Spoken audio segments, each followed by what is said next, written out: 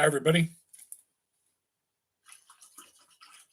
Sorry, I'm snacking on a granola bar here, getting my drink ready. And I scouted ahead. I didn't read ahead. But if we do a chapter a night, next Monday we'll be done. So I'm thinking that we're just going to kind of leave it be. We're not going to do like a catch up episode or whatever the heck. Now sorry, finishing the last bit of my granola bar. Let's just do our thing. Let's read a chapter a night, and we'll get there. We're not that far ahead. We're not that far away. We really aren't. And the way I look at it, there's not too many things that can go wrong to Jurgis at this point. And yes, I did shave. I'm back to the goatee. I had a doctor's appointment today, and for some reason, I don't know, I got up and I was like, I don't know, I should just shave. Let me just shave. So I just shaved down the sides, and oh well, no big deal. All right, my friend, let's get rocking. So we left off, and Jurgis was not doing so good last night. In the face of all of his handicaps, Jurgis was obliged to make the price of a lodging and of a drink every hour or two, under penalty of freezing to death. Day after day, he roamed about in the Arctic cold, his soul filled full of bitterness and despair. He saw the world of civilization then more plainly than he had ever seen it before, a world in which nothing counted but brutal might, an order devised by those who possessed it for the subjugation of those who did not. He was one of the latter, and all outdoors, all life was to him one colossal prison, which he paced like a pent-up tiger, trying one bar after another and finding them all beyond his power. He had lost in the fierce battle of greed, and so was doomed to be exterminated. And all society was busy to see that he did not escape the sentence. Everywhere that he turned were prison bars, hostile eyes following him, the well-fed, sleek policemen from whose glances he shrank, and who seemed to grip their clubs more tightly when they saw him, the saloon keepers who never ceased to watch him while he was in their places, who were jealous of every moment he lingered after he had paid his money, and hurrying throngs upon the streets, who were deaf to his entreaties, oblivious of his very existence, and savage and contemptuous when he forced himself upon them. They had their own affairs, and there was no place for him among them. There was no place for him anywhere. Every direction he turned his gaze, the fact was forced upon him. Everything was built to express into him. The residences, with their heavy halls and bolted doors and basement windows barred with iron, the great warehouses filled with the products of the whole world, and guarded, by iron shutters and heavy gates. The banks with their unthinkable billions of wealth, all buried in safes and vaulted of steel.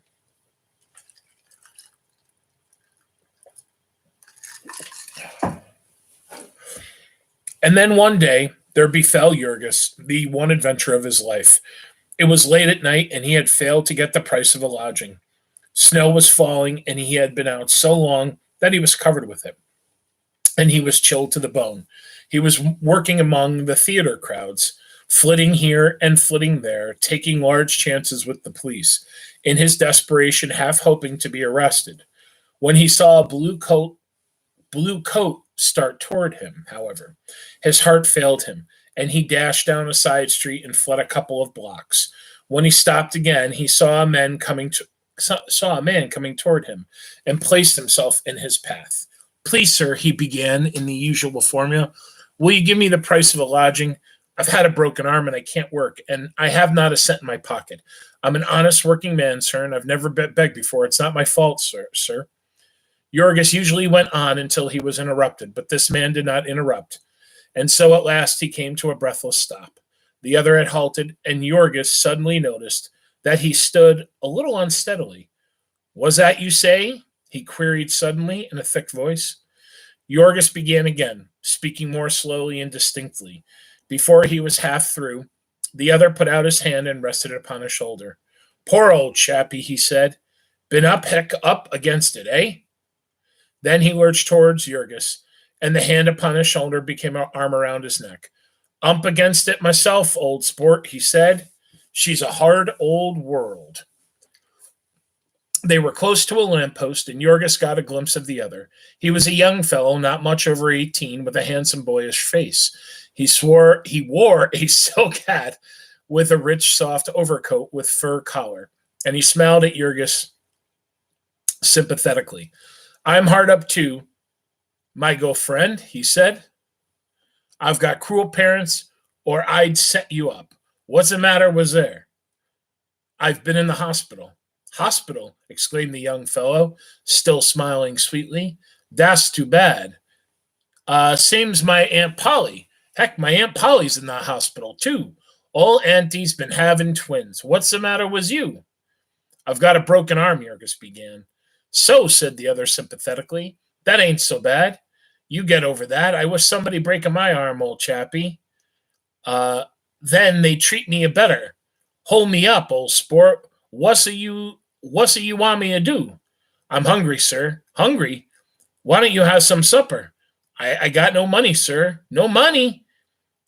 Oh, no, let's be chums, old boy, just like me. No money either. Almost busted. Why don't you go home? Then same's me. I haven't a home, said Jurgis. No home? Stranger in the city, eh? God, that's a bad. Better come home with me. Yes, by Harry. That's a trick.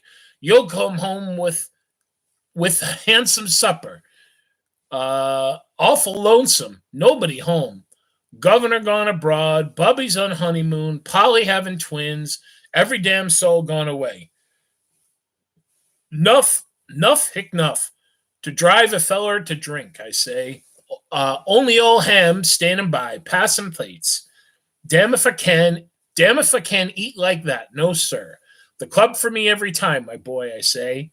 But then they won't let me sleep there. Governor's orders. By Harry, home every night, sir. Every hearing anything like that. Every morning do, I ask him. No, sir, every night. No allowance at all, sir. That's my governor. Nice as nails, by Harry. Told 'em all Harry to watch me. 2, servants spying on me. What's do you think of that, my friend? A nice, quiet, good-hearted young feller like me, and his daddy can't go to Europe, and leaving him in peace. Ain't that a shame, sir?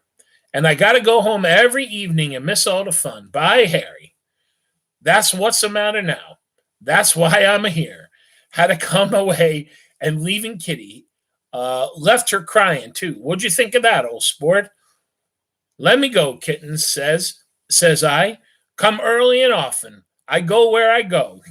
I go where he calls me. Farewell, farewell, my true love. Farewell, my true, true love. This last was a song, and the young gentleman's voice rose mournful and wailing, while he swung upon Jurgis's neck. The latter was glancing about nervously, like someone should approach. They were still alone, however. But I came all right, continued the young man. I can't have my own way when I want it. By Harry, Freddie Jones is a hard man to handle when he gets going. No, sir, says I. By thunder, I don't need anybody going home with me either. What you making me for? Think I'm a drunk, don't you? I know. But I'm no more a drunk than you are, kitten, says I to her. And then she says, that's true, Freddie, dear. She's the smart one, is Kitty. But I'm staying in the flat, and you're going to go out in the cold, cold night. Put me up. Lovely Kitty, says I. No joking, Freddie, my boy, says she. Let me call a cab now, like a good dear. But I can call my own cabs. Don't you fool yourself. And I know what I'm a-doing, you bet. Say, my friend, what you say? Will you come and see me and handsome supper? Come along like a good feller. Don't be a haughty. You're up against it, same as me, and you're an uncertain a feller. Your heart's in the right place, but Harry, come along, old chappie, and we'll light up the house and have some fizz, and we'll raise hell. We will, so long as I'm inside the house, I can do as I please. The governor's own very orders, by God. They had started down the street arm in arm, and the young man was pushing Jurgis along, half dazed. Jurgis was trying to think what to do. He knew he could not pass any crowded place with this new acquaintance without attracting attention or being stopped. It was only because of the falling snow that the people who passed did not notice anything wrong. Suddenly, Jurgis stopped. Is it very far? He inquired. Not very, said the other. Tired, are you, though? We can ride. What you say? Call a cab? And then, gripping Jurgis tight with one hand, the young fellow began searching his pockets with the other. You call, old sport, and I'll pay, he suggested. How's that? Hey! And he pulled out from somewhere a big roll of bills. It was more money than Jurgis had ever seen in his life before, and he stared at it with startled eyes. Looks like a lot, hey? Said Master Freddy, fumbling it. Fool you, though, old chappie. They're all little ones, and I'll be busted in one more week. Sure thing. Word of honor. And not a cent more till the first. Governor's orders. Not a cent. By Harry. Enough to set a feller crazy. I sent him a cable this afternoon. That's one reason why I'm going home. Hanging on the verge of starvation, I says, for the honor of my family. Send me some bread. Hunger will compel me to join you, Freddie. That's what I wired him. But Harry, and I mean, I'll run away from school, by God, if he don't send me some money. After this fashion, let me have a sip first. Wet the whistle. After this fashion, I don't know I think this guy's speaking Italian, right? Or speaking with an Italian accent. The young gentleman continued to prattle on, and meantime, Jurgis was trembling with excitement. He might grab the wad of bills and be out of sight in the darkness before the other could collect his wits. Should he do it, what better had he to hope for if he waited longer? But Jurgis had never committed to a crime in his life, and now he hesitated half a second too long. Freddie got one of the bills loose and then stuffed the rest back into his trousers. Hero man, he said, you take it. He held on to it, fluttering. They were in front of a saloon, and by the light of the window, Jurgis saw that it was $100 bill. You take it, the other repeated. Pay for a cabbie and keep the change. I got no head for business. Governor says so himself, and the governor knows. The governor's got a head for business, I'll bet. All right. Governor, I told him, you run the show and I'll take the tickets. And so he set Aunt Polly to watch me. And now Polly's off in the hospital having twins and me out raising Cain. Hello there. Hey, call him. A cabbie was driving by and Jurgis sprang and called, and it swung around the curb. Master Freddy clambered in with some difficulty, and Jurgis had started to follow when the driver shouted, Hey there, get out. Jurgis hesitated and was half obeying, but his companion broke out. What's that? What's the matter with you? Hey! And the cabbie subsided, and Jurgis climbed in. Then Freddie gave a number on Lakeshore Drive, and the carriage started away. The youngster leaned back and snuggled up to Jurgis, murmuring contentedly. In half a minute, he was sound asleep. Jurgis sat shivering, speculating as whether or not he might be able to get hold of the roll of bills. He was afraid to try to go through his companion's pockets, however, and besides, the cabbie might be on the watch. He had the 100 safe, and he would have to be content with that. At the end of half an hour or so, the cabbie stopped. They were out on the waterfront, and from the east, a freezing gale was blowing up on the icebound lake. Here we are, called the cabbie, and Jurgis awakened his companion. Master Freddy sat up with a start. Hello, he said. Where are we? Was this? Who are you? Hey! Oh, yes. Moss, forgot. Old chappie. Home, are we? Brr, it's cold. Yes, come along. We're home. It's ever so humble. Before then, there loomed an enormous granite pile set far back from the street and accompanying a whole block. By the light of the driveway lamps, Jurgis could see that it had towers and huge gables, like a medieval castle. He thought that the young fellow must have made a mistake. It was inconceivable to him that any person could have a home like a hotel or a city hall. But he followed in silence, and they went up the long flight of steps, arm in arm. "There's a button here, old sport," said Master Freddy. "Hold my arm while I find her. Steady now. Oh, yes. Here she is. Saved." The bell rang, and a few seconds later the door opened. A man in blue livery, stood holding it and gazing before him, silent as a statue. They stood for a moment, blinking in the light. Then Jurgis felt his companion pulling, and he stepped in. The blue automaton closed the door. Jurgis's heart was beating wildly. It was a bold thing for him to do. Into what strange, unearthly place he was now venturing, he had no idea. Aladdin entering his cave could not have been more excited. We are not singing Aladdin show tunes. That's not what's happening here. They're making a reference to the story of Aladdin. No show tunes. Okay. The place where he stood was dimly lit, but he could see the vast hall with pillars fading into the darkness above and a great staircase opening at the far end of it. Excuse me. Oh, excuse me. The floor was tesseled marble, smooth as glass, and from the walls, strange shapes loomed out, woven into huge portieres in rich, harmonious colors, or gleaming from paintings, wonderful and mysteriously looking in the half light, purple and red and golden, like sunset glimmers in a shadowy forest. The man in livery had moved silently toward them. Master Freddy took off his hat and handed it to him, and then, letting go of Jurgis's arm, tried to get out of his overcoat. After 2 or 3 attempts, he accomplished this, with the lackey's help. And meantime, a second man had approached, a tall and portly personage, solemn as an executioner. He bore straight down upon Jurgis, who shrank away nervously. He seized him by the arm without a word and started toward him with the door. Then suddenly came Master Freddy's voice. "Hamilton, my friend will remain with me." The man paused and half released Jurgis. "Come, old chappie," said the other, and Jurgis started towards him. "Master Frederick," exclaimed the man. "See that the cabby is paid," was the other's response. And he linked his arm in Jurgis's. Jurgis was about to say, "I have the money for him," but he restrained himself. The stout man in uniform signaled to the other, who went out to the cab. While he followed Jurgis and his young master. They went down the great hall and then turned. Before they saw 2 huge doors.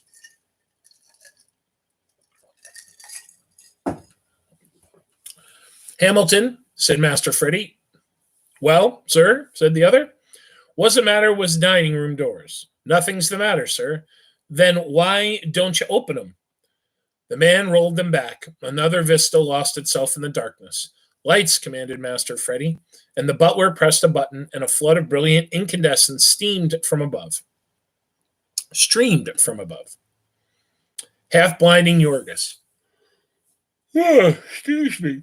He stared, and little by little he made out the great apartment, with a domed ceiling from which light poured, and the walls that were one enormous painting. Nymphs and dryads dancing in a flower-strewn glade. Diana with her hounds and horses, dashing headlong through a mountain streamlet. A group of maidens bathing in a forest pool, all life-sized and so real that Jurgis thought it had some work of enchantment, that he was in a dream place. Then his eye passed too long to the table at the center of the hall, a table black as ebony and gleaming with wrought silver and gold. In the center of it was a huge carven bowl, with the glistening gleam of ferns and the red and purple of rare orchids, glowing from a light hidden somewhere in their midst. "This is the dining room," observed Master Freddy. "How do you like it, old sport?" He always insisted on having an answer to his remarks, leaning over Jurgis and smiling into his face. Jurgis liked it. "Rummy old place to feed in alone, though," was Freddy's comment. "Rummy's hell. What do you think, hey?" Then another idea occurred to him, and he went on. "Maybe you have never say anything like this foe. Hey, old chappie?" "No," said Jurgis. Come from country, maybe, eh? Yes, said Jurgis. Ah, I thought so. Lots of folks from the country never saw such a place. Governor brings them free show, regular circus. Go home, tell your folks about it. Old man Jones' place. Jones the packer, beef trust man. Made it all out of hogs, too. Damn old scoundrel. Now, we'll see how far the pennies go. Rebates and private car lines. Bye, Harry. Bully place, though. Worth seeing. Ever hear of Jones the packer, hey, old chappie? Jurgis had started involuntarily. The other, whose sharp eyes missed nothing, demanded, "What's the matter, hey? Heard of him?" And Jurgis managed to stammer out, "I have worked for him in the yards." "What?" cried Master Freddy with a yell. "You in the yards? Why, say, that's a good. Shake hands on it, old man. By Harry. Governor ought to be here. Glad to see you. Great friends with the man. Governor, labor and capital, community interests, and all that. Funny things happen in this world, don't they, old man? Hamilton, let me introduce you. Friend of the family, old friend Governor's, works in the yards. Come to spend the night with me. Hamilton, have a hot time. My friend, Mr. What's your name, old chappie? Tell us your name. Rudkus, Jurgis Rudkus. My friend, Mr. Red-Nose Hamilton. Shake hands. The stately butler bowed his head, but made not a sound, and suddenly Master Freddy pointed an angry finger at him. I know what's the matter with you, Hamilton. Lay you $1. I know. You think I'm a drunk. Hey now. And the butler again bowed his head, out with Master Freddy hung tightly upon Jurgis's neck, and went into a fit of laughter. Hamilton, you damn old scoundrel.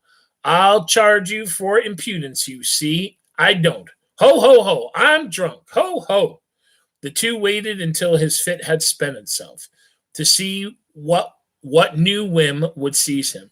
What you want to do? He queried suddenly. Want to see a place, old chappie? Want me to play the governor? Show you around? State parlors? Louis cans? Louis C's? Chairs cost $3,000 apiece. Tea room? Picture of shepherds dancing? $23,000. Ballroom, balcony pillars, imported special ship, $68,000. Ceiling painted in Rome. What's that feller's name, Hamilton? Mattatoni? Macaroni? Then this place, Silver Bowl, Benvenuto, Cellini, Rummy Old Dago. An old organ, $30,000, sir. Start her up, Hamilton. Let me, Mr. Red-Nose, hear it. No, never mind. Clean forgot. Says he hangry, Hamilton. Let's have some supper. Don't let's have it here. Come to my place, old sport, nice and cozy. This way, steady now. Don't slip on the floor, Hamilton. We'll have a coal spread and some fizz. Don't leave out the fizz, by Harry. We'll have some of the 1830 Madeira. Hear me, sir? Yes, sir, said the butler. But Master Frederick, your father left orders. And Master Frederick drew himself up to a stately height. My father's orders were left to me, and not to you, he said. Then clasping Jurgis tightly by the neck, he staggered out of the room. To the other way, on the way, another idea occurred of him. And he asked, a cable message from me, Hamilton? No, sir, said the butler. Governor must be traveling. And how's the twins, Hamilton? They are doing well, sir. Good, said Master Freddy. And do you guys hear Stella yelling at me? Let's see. Good, said Master Freddy, and added fervently, God bless them, the little lambs.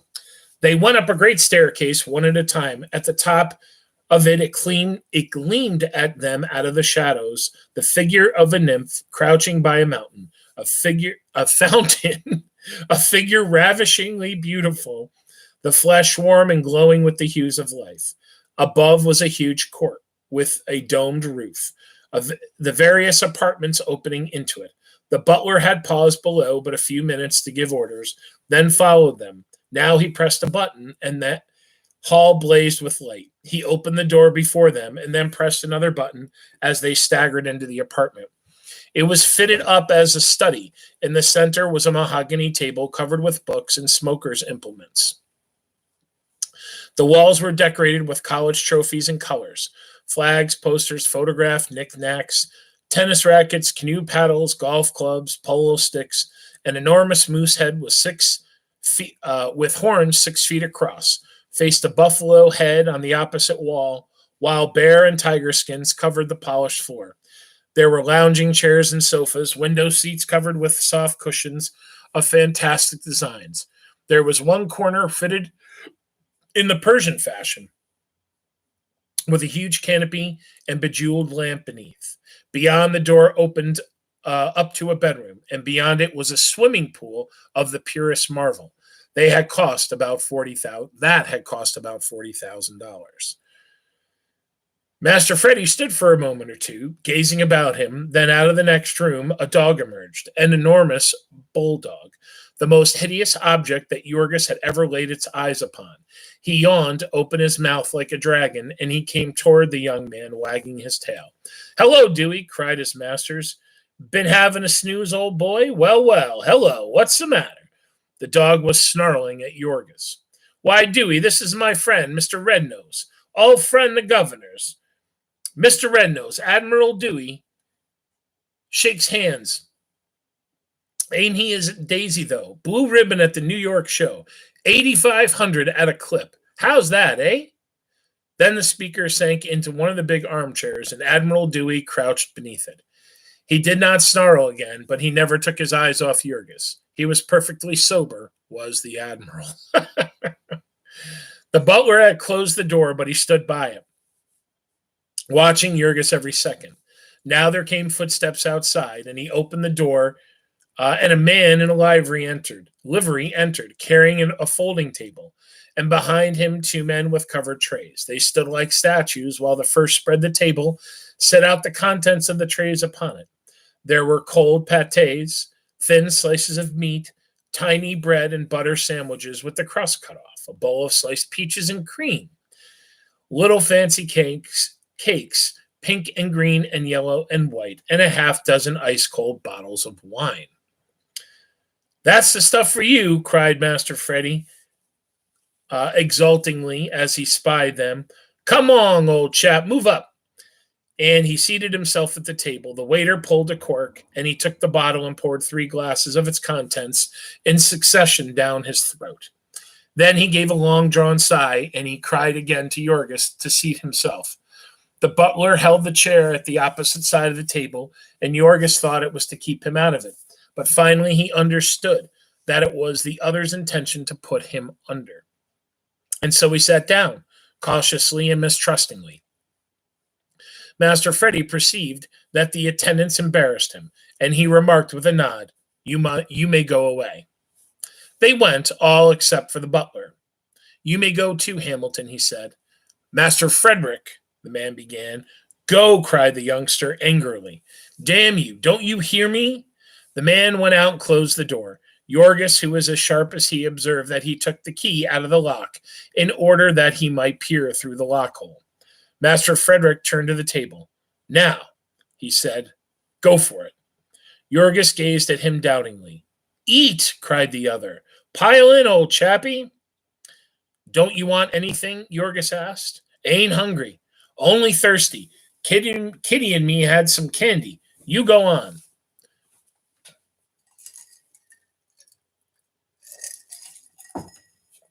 So Jurgis began.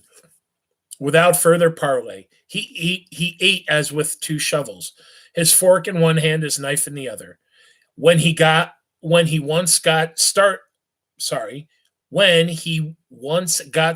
his wolf hunger got the better of him. He did not stop for breath until he had cleared every plate. "Gee whiz," said the other, who'd been watching him in wonder. Then he held Jurgis the bottle. "Let's see you drink now," he said, and Jurgis took the bottle and turned it up to his mouth, and a wonderfully unearthly liquid ecstasy poured down his throat, tickling every nerve of him, thrilling him with joy. He drank the very last drop of it, then he gave vent to a long-drawn "ah." "Good stuff, eh?" said Freddy sympathetically. He had leaned back in the big chair, putting his arm behind his head and gazing at Jurgis. And Jurgis gazed back at him, with his clad in spotless evening dress was Freddie, and looked very handsome. He was a beautiful boy, with light golden hair and the head of or I'm sorry, with light golden hair and the head of an Antinous. He smiled at Jurgis confidently, and then started talking again with his blissful voice. This time, he talked for 10 minutes at a stretch, and in the course of the speech, he told Jurgis his whole family history. His big brother Charlie was in love with the guileless maiden who made the part of the light bright eyes in the Caliph of Camistraka. He had been on the verge of marrying her once, only the governor had sworn to disinherit him and had presented him with a sum that would stagger the imagination and that had staggered the virtue of light bright eyes. Now Charlie had got leave from college and gone away in his automobile in the next best thing to a honeymoon. The governor had made threats to disinherit another of his children also, Sister Gwendolyn, who had married an Italian marquis with a string of titles and a dueling record. He lived in a chateau, or rather had, until he had taken to firing the breakfast dishes at her. Then she had cabled for help. The old gentleman had gone over to found out what were Grace's terms. So they had left Freddie all alone. And he with less than $2,000 in his pocket. Freddie was up in arms and meant serious business, as they would find in the end. If there was no other way of bringing them to terms, he would have his kittens wire that she was about to marry him and see what happened then. So the cheerful youngster rattled on until he was tired out. He smiled his sweetest smile at Jurgis, and then he closed his eyes sleepily. Then he opened them again and smiled once more, and finally closed them and forgot to open them. For several minutes, Jurgis sat perfectly emotionless, watching him and reveling in the strangest sensation of champagne. Once he stirred, the dog growled. After that, he sat almost holding his breath, until after a while the door of the room often opened softly and the butler came in. He walked toward Jurgis upon tiptoe, scowling at him, and Jurgis rose up and retreated, scowling back. So until he was against the wall, and then the butler came close and pointed toward the door. "Get out of here," he whispered. Jurgis hesitated, giving a glance at Freddie, who was snoring softly. "If you do, you son of a," hissed the butler, "I'll mash it in your face before you get out of here." Jurgis wavered but an instant more. He saw Admiral Dewey coming up behind the man and growling softly to back up his threats. Then he surrendered and started toward the door. They went out without a sound, and down a great echoing staircase, through a dark hall. At the front door he paused. The butler strode close to him. "Hold up your hands," he snarled. Jurgis took a step back, clenching his one fist. "What for?" he cried. And then, understanding what the fellow proposed to search him, he answered, "I'll see you in hell first." "Do you want to go to jail?" demanded the butler menacingly. "I'll have the police." "Have 'em," roared Jurgis with a fierce passion, "but you won't put your hands on me until you do. I haven't touched anything in your damned house, and I'll not have you touch me." So the butler, who was terrified lest his young master should waken, stepped suddenly to the door and opened it. "Get out of here," he said. And then, as Jurgis passed through the opening, he gave him a ferocious kick that sent him down the great stone steps in a run and landed him sprawling in the snow at the bottom. Whoa! We are done with another chapter. Well, now Jurgis has got $100 on him, which in this day and age wouldn't get you far. Oh, excuse me. But I think that's, well, don't jinx it, Mr. Martin. I know what you guys are saying. Don't jinx it. But Jurgis might just have a little bit of luck upon him. Okay. Excuse me. Okay. So, let me put my stuff over here. What did we have in the news today, my friends? What did we have in the news today? Anything good? Anything good? Well, I think so. Again, questions, comments, remarks, throw them out there. Let's hear what you guys have to say. Total hospitalizations in New York, down. Intubations, down. New cases, down. Number of lives lost, down. But as the governor talked today, it went like this, right? And what they wanted is like a bell, right? They wanted it to kind of do this. Up, worse, and no. Up, it hit worse, and it's kind of doing this. So what does that mean for us? Well, it means that in 11 days, phase one of this reopening is going to happen. And the governor today talked about 4 phases. We'll talk about those today. Okay. What he talked about, though, in regards to, we had 226 people, New Yorkers, that in the last 24 hours passed away. That number still coming down a little bit, which is good. But what he talked about today is this. We cannot get rid of COVID. We cannot get rid of COVID. And I think he's right. I don't think that we can. Polio, which we thought we got rid of decades ago, sprang up not that long ago, right? Things like measles and mumps and rubella, we think that we've gotten rid of them. We think that we've vaccinated them, and then they spring up, right? So are we ever going to be able to get rid of this? No. But what we can do, and I agree with him, is that we can slow the rate of transmission. We can minimize the amount of people that are getting this. And I do think in New York State, we're doing a pretty good job at this. However, people are getting antsy. Today, early this morning, I had to go to the doctor. My dad and I've had diabetes. I have had diabetes for 13 years. My dad has had it for almost 20, but my dad for like the first, 10 years, never really did anything about it.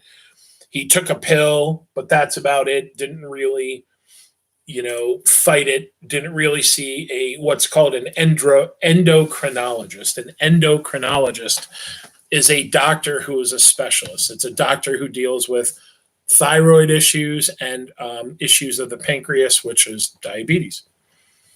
And anyway, so after I found out I was a diabetic and I got an endocrinologist, I said, hey, listen, would you see my dad? And he said, yeah, I'll take your dad on. So now my dad sees him.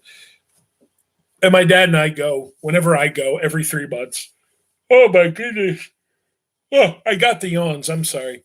So whenever I go in every 3 months, I go and I bring my dad with me.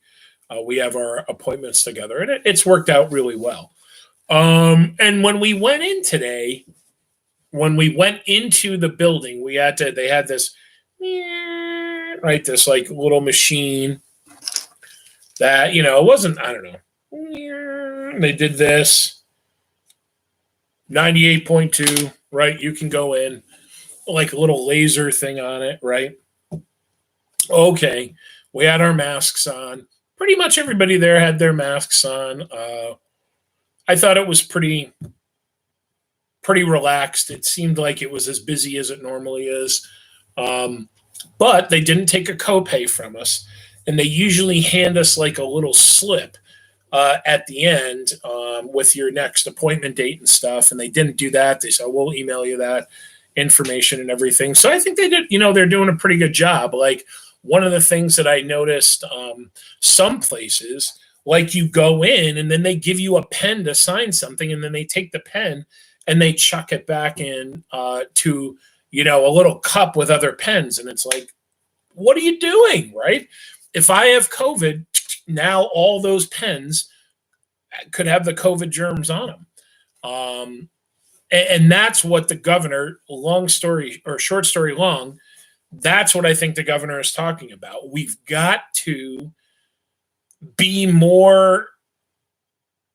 better at identifying the types of things that we just don't need to do. Hey, everybody, carry a pen with you, right? How tough is it, right? I got a pen right here, right? Stick it in your pocket. I don't know, stick it like that. Bam, you've always got a pen. So if you've got to sign something, it's your pen, right? You could lick the pen, you could stick it in your ear, you could do whatever, and it doesn't matter. You sign it, and you're not going to get anybody sick. So I think that's what he's talking about is we've got to make sure that we are doing every single thing possible. And then what he talked about today is now he said, here are 4 phases to reopening New York, right? Here's 4, excuse me, 4 phases, and they're going to happen by region. And again, I think he's kind of still tweaking those regions. But what I think the regions are going to be is it's going to be downstate. It's going to be New York State or New York City, Long Island. Then it's going to be upstate, which I don't think that's going to include the Capital District. And I don't know. I can't say for sure. But I have a feeling like Albany, maybe Syracuse, maybe Rochester and Buffalo might be a different region. And then everywhere else is another region. So what he says is he wants those regions in their hospitals. And I think he upped this because I think at first he said he wanted them to all have 30 days of PPE. Today, he said he wants 90 days of PPE, personal protection equipment, stockpiled. If it's not stockpiled in your region for your hospitals and all that, then you ain't opening. So here's what he said. We already know this. In 11 days, may the 4th be with you, by the way. In 11 days, construction in upstate New York and manufacturing in upstate New York. And I'm assuming that is going to mean Capital District in those areas. That's going to begin. 2 weeks after that, as long as that's going okay. And this is where I think, guys, I'm going to say May 20th, May 21st, right? Construction's opened up. People, let me grab my phone. What day of the week is that? What day of the week is the 15th?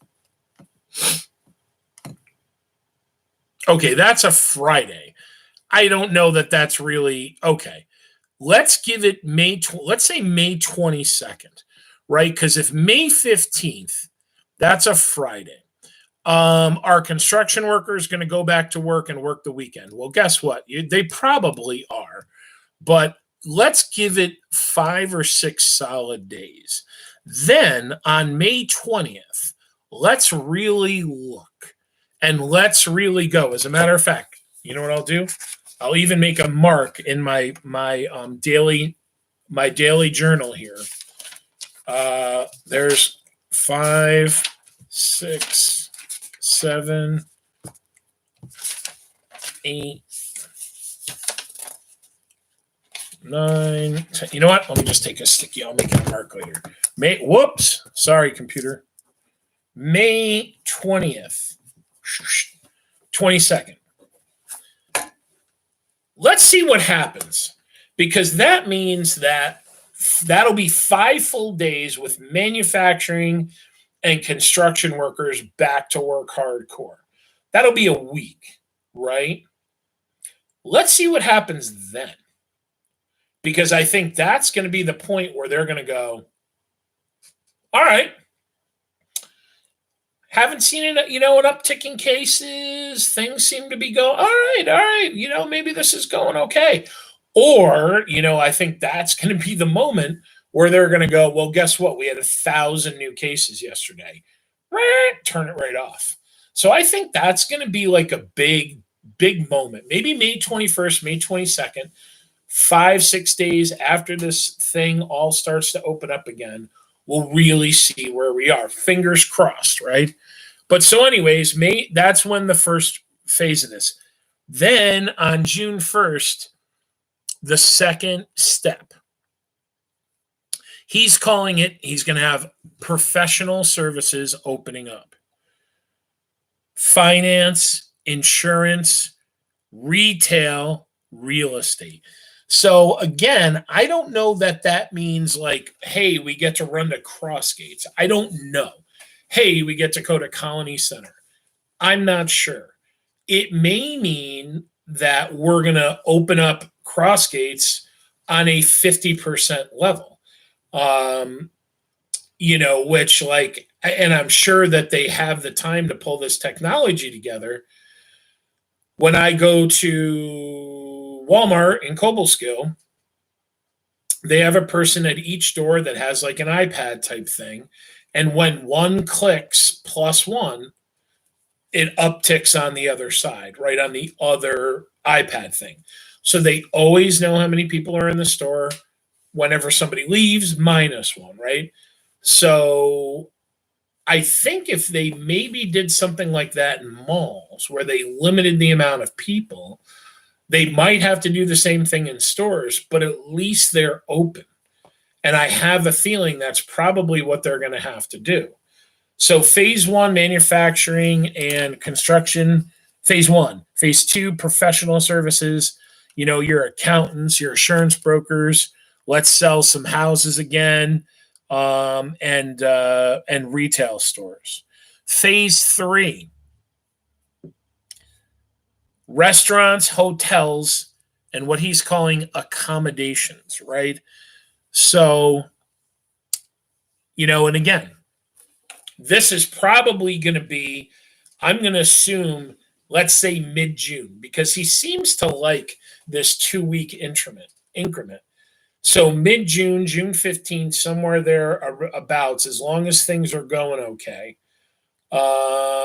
restaurants can open up. Can they open up full? I doubt it. I think it's going to be, if you can seat 50 people in your restaurant, you can bring in 20. Maybe it's not going to be 25%. Maybe it's going to be a little bit more. But that's what's going to happen, which could be good. If restaurants and hotels and real retail places are going to be opening in early to mid-June, that's a really good sign for summer. But we've got to take it slow. Phase 4 is arts, entertainment, and education. Excuse me. So he had originally said that he wasn't really feeling like everything else could open until the schools have opened. Now he's kind of turned that around a little bit, and I think he wants to see everything else open, and that's okay. Excuse me. I'm sure he's talked to his advisors. I'm sure he's talked to, doctors, and they've said, hey, listen, this is the best way to do it. So, that gives us time. That gives us time to open back up in September. But if things start going on that 2-week, maybe we'll be back by September. And we won't have any problems reopening, and hopefully people are smart. Yesterday, the one thing that kind of worried me is when I went on the big hike with my boys yesterday, we saw a lot of cars from New Jersey and some cars from Connecticut. And that's, that's not what we want. We want to keep those people away, not because they're from New Jersey per se. That is a reason. But no, we want to keep them away because we don't want this thing to cross state lines. The The Supreme Court started hearing cases today via the interwebs and all that kind of good stuff. I forgot to look that up, what platform they were using, but I'm sure it's probably Zoom or something. The United States Senate reopened today, and I guess the House is going to be reopening soon. So that's good. The government is back and rolling. However, I did see that one of the first big concerts of the year up at SPAC is the Freihofer Jazz Festival, and they have officially canceled that. I think it's 2 days. I think it's a 2-day festival. Could be wrong on that. I went to it years ago, and to tell you the truth, I think when I went to it, it wasn't even Freihofer that was sponsoring it. Maybe it was. I don't remember. But that has been canceled. Additionally, for those of you guys, I'm assuming you know who Dave Matthews is. Dave Matthews Band today officially canceled their whole concerts through, I guess, the end of 2020. They have canceled their 2020 touring. So, speaking of entertainment, it's not so good. I don't foresee SPAC reopening or opening this year. SPAC is just crazy. I love, in the past few years, I've loved going out to Tanglewood. Tanglewood is in Massachusetts. It's cheaper. You go in and you get to, and if you want to bring in your own food and your own beverages and your lawn chairs, and usually when we go to see a show, friends and I will go out. You go out at like 5. The concerts don't start until 8, but you go out, you bring one of those tables that, you set up, you bring your chairs, somebody brings some, beer and wine, and, you bring your food, and you just sit there for a couple hours, and, and you do this thing. I don't know if you guys have heard this before. You socialize in person. You talk to people in person. So that's always a great place to go. It gets a little crowded, a little nutty, but I've seen some pretty good concerts there. Last year, I brought the boys to their first concert. We went to see John Williams play with the Boston Pops. And all of you do know who John Williams is, because John Williams did all the music for the Harry Potter movies, for the Star Wars movies, for Indiana Jones, for what else did he do? I think 2001. He is an Emmy award-winning Oscar. Oh God, the Jurassic Park movies, right? The Patriot. And I've seen him a bunch of times out there, but it's a great place to go. I don't think we're going this year. I really don't. Yeah, and it's going to be tough because the last 4 years I've gone out to Tanglewood shows and really had a lot of fun. We brought my dad out there last year too. And I figured, hey, you know what? My dad's blind, but typically music is, you want to hear it. You don't need to see it. So anyways, my friends, though, listen, the plans are there. We're moving forward. We're 11 days away from kicking this bad boy off. I think we're doing good. We're headed in the right direction. So, we're getting there. We're not going to see each other again this year, and that's okay. That's okay. Maybe on Google Meets and stuff like that, which would be great if more people showed up to Google Meets. But we'll see each other again in the fall. All right, this day in history. Did I get everything? I think I did. Yep. So this day in history in 1865, President Lincoln was officially laid to rest a few weeks after he was assassinated. Now, 2 units ago, we talked about labor unions starting to form in our country, and we talked about the Haymarket Riot. The Haymarket Riot is as unions are starting to form, they want to fight for better working conditions.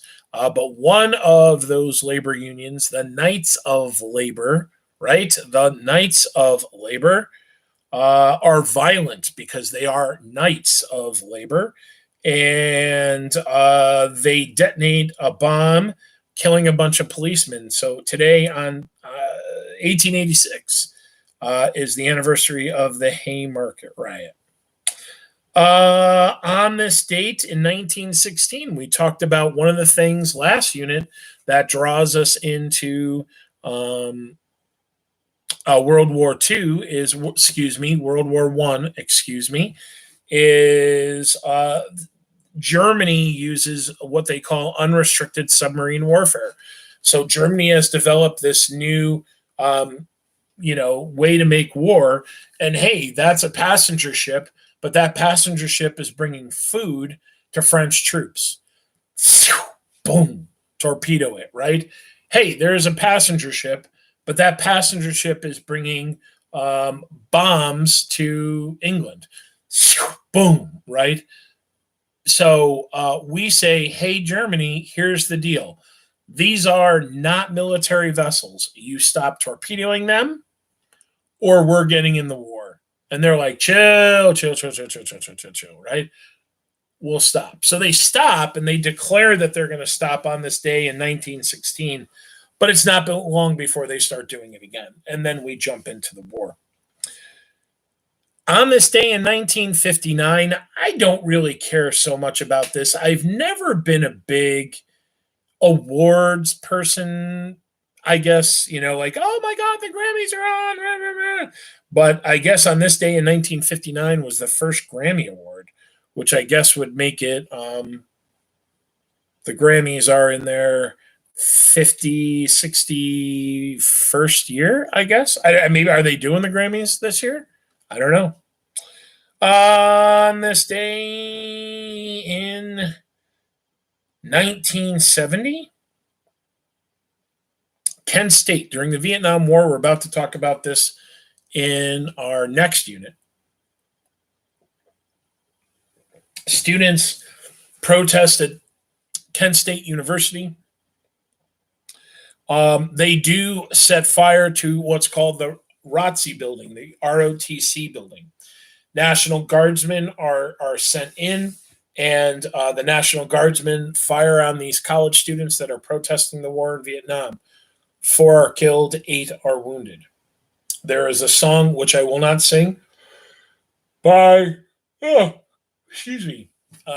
Young, called Ohio, or Ohio, right? And it's all about what takes place. We have talked about, we will talk about a few more times, times in our nation's history where our presidents have had to call up the National Guard to deal with, and the Army to deal with situations. And this is one of those times. On this date, 1977, you sure better know what happened. And lastly, this is actually a good one. On this day in 1987, the hearings for the Iran-Contra affair begin, where, we've had some contentious time between America and the country of Iran. And what we are doing is apparently selling weapons to Iran and then taking the proceeds and helping arm guerrillas down in Central America. And this guy that was kind of the head of this, Colonel Oliver North, he is a part of these hearings, and he kind of becomes a national figure. I think some people looked at him as a hero, other people not so much. But one of the more, I guess you can say, unsavory and unethical moments in the Reagan presidency when this took place. So anyways, my friends, you know what? Things are looking better. Jurgis, our buddy, he's got $100 in his pocket. He's out in the cold, but you know what? He's got some money. $100 is going to go a long way for him, I think. So good times maybe are around the corner. And things in our state are looking a little bit better. We still don't know about things like graduation and prom and stuff like that. But, I think we'll hopefully know about that soon enough, maybe within the next few weeks. I don't think we're going to find out any time over the next few days, but we'll see. We're getting there. We're getting there. So, all right, guys. Well, listen, great night of reading, and I'll see everybody tomorrow night, Tuesday night. We're cruising. We'll be done next Monday. We'll move on to our next book. I don't know if I showed it to you guys. I think I have it right here. I am number 4. It's too bright. This light is too bright. I am number 4.